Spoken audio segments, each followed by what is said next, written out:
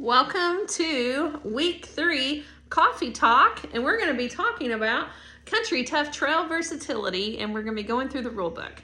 All right, I am on page 7, and I'm going to be talking about code of conduct, and then we will talk about chain of command, and so we'll do half of page 7 and half of page 8. All right, code of conduct. CT2V is a family-oriented organization, okay? So underneath this, I have 5 bullet points, okay?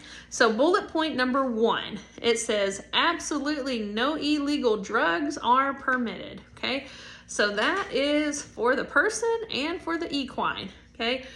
We do not want you to be under any kind of drug while you are competing. We don't want any kind of drugs here at the ranch. Okay, so no illegal drugs are permitted. All right, number 2, competitors are not allowed to consume alcohol during or before the competition. Okay, so now then after the competition, I will drink a beer with you. Okay, I don't care about after the competition, but during, most definitely, no, absolutely not, okay? And before, absolutely not, because, man, that's just knocking on a door that we don't want to go down, okay? I don't want you to be injured. I don't want your equine to get injured. I want you to be 100% when you're competing. So absolutely no alcohol during or before the competition. After, 100% okay. All right, next thing, smoking on the trails is 100% not permitted. Do not be the person that says, oh, but I will bring the butts with me. I put them in my pocket and bring them back with me. No way, dude, come on. No smoking on the trails, because you know what? We've actually had little sparks happen before just from us mowing, and the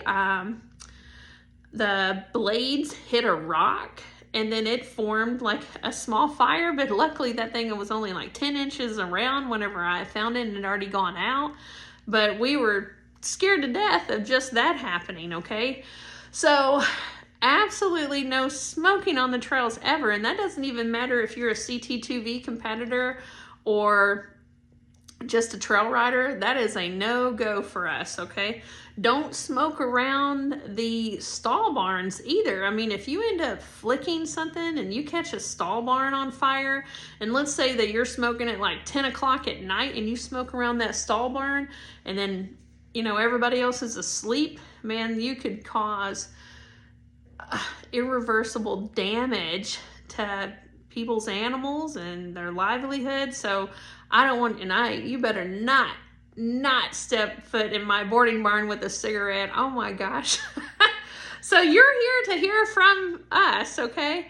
Like, it makes me mad right now just thinking about somebody smoking in my boarding barn, okay? So absolutely not, okay? Whenever I was younger, we had a show calf got burned up, in a barn, so that's rough stuff.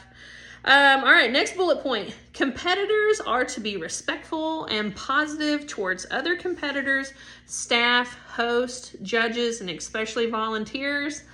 Hey, do not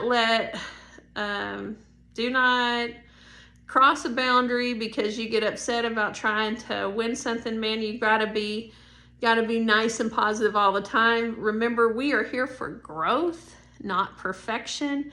You are you're signing up to be subjectively judged, okay? You're going to be judged by someone that might have a different background than you. You might not agree with them, okay? So, gotta stay positive. I do not deal well with people being negative towards other people or getting catty. I don't deal well with that, because I'm here for growth, and we work our butts off behind the scenes to bring you a quality event. So just take a step back before you make sure and be calm. You can come and talk to me about stuff. I mean, we have removed scores before. We have done all sorts of things because if something was not done right, I am not perfect by any means. And so I am most definitely down for learning from mistakes and making it better next time. But just make sure, you catch more, catch more flies with honey than vinegar. Okay, so just be nice. All right, next thing. Please remember that any equine event is a glimpse into, and I'm reading by the way, is a glimpse into the way of the cowboy, where trust, loyalty, honor, and a handshake meant something. Honor those traditions put into place by our cowboy ancestors, okay? So we are here to do some cowboy stuff. So, just try to keep that in mind, all right? Next thing is chain of command.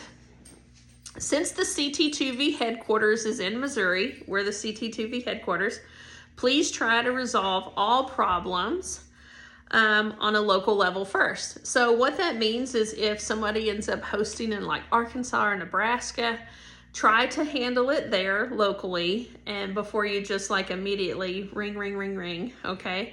Because we're not gonna know the situation. We're not gonna know if we're talking to the problem or the person that's actually trying to solve the problem. We're gonna have to take a minute to really evaluate everything. So here there's 2 bullet points. It says, no competitor can directly address a judge about a score, okay? All concerns must go to the host, and the judge's decision is final. All right, absolutely not going to, well, first of all, the judge is not going to remember, if they give you a 4 on a lead change and you're like, I got that lead change. Yeah, well, maybe your hands were high, maybe you crossfired, maybe you didn't get it, whatever, okay? Maybe from the viewpoint of the judge, your horse's head was all jacked up and turned outward. Who knows, okay? No score is going to get changed, even if you huff and puff. And then you will also be not being respectful to judges and hosts. So the judge's decision is final, and make sure and take it to the host. Do not go and confront a judge. Oh my gosh, I've been around judges before that were confronted. They don't remember you. And like, I have judged before massive competitions with like 80 competitors at them, right? I don't remember a move that you did. Like I had to give you like, 12 scores or something, and then multiply that by 80 people. Yeah, I don't remember the little things. They're not going to remember you, okay? So they're not going to remember the specifics. So don't go in and huffing and puffing. Boy, I've seen some adults act like some children before. And then, what that does is you're in a subjective judge score, something that's subjectively judged. It is so hard to not remember the person that lost their cool and was a complete jerk. It is so, you have to be like, all right, because you'll probably end up getting judged by that same judge again. You shouldn't do that, okay? It just kind of rubs wrong, okay? Rubs us wrong. Next thing, any issues with the competition must first go to the host. The host determines whether to engage the judge or not, okay? So just chain of command, it needs to be handled locally, and then it needs to go to the host. Nobody's allowed to talk to the judge directly.